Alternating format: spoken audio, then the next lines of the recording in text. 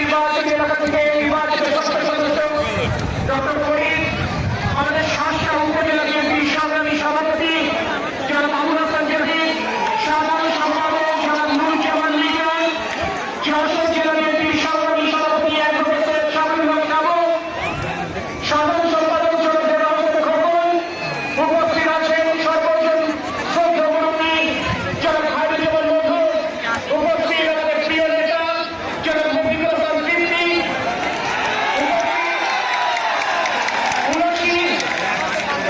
শাহশা এবং বাগাসরা ইউনিয়নের এবং পার্শ্ববর্তী ঝিকরগাছা উপজেলার নামহারণ ইউনিয়নের গ্রামবাসীর একাংশ, আসসালামু আলাইকুম রহমতুল্লাহ।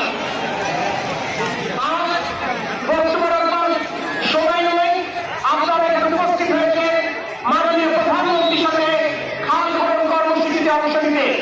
ঠিক যেমন ভাবে আপনার আমার পূর্বসূরীরা অর্থাৎ আমাদের পিতারা, আমাদের বাবারা, আমাদের চাচারা মাননীয় প্রধানমন্ত্রীর পিতার সাথে খাল খনন কর্মসূচিতে অংশ নিয়েছিলেন, ঠিক তেমনি প্রায় 50 বছর পর আজ আমাদের সুযোগ হয়েছে সরকারের সাথে তার সবাইকে গেঞ্জি পরে রে, আমি কি গেঞ্জি খুলে রাখবো?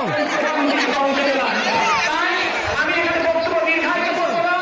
এখন আমি বক্তব্য রাখবার জন্য বিনয়ের সাথে অনুরোধ করছি আমাদের পানি সম্পদ মন্ত্রণালয়ের দায়িত্বে নিয়োজিত মাননীয় মন্ত্রী জনাব শহীদুদ্দিন চৌধুরী আলী।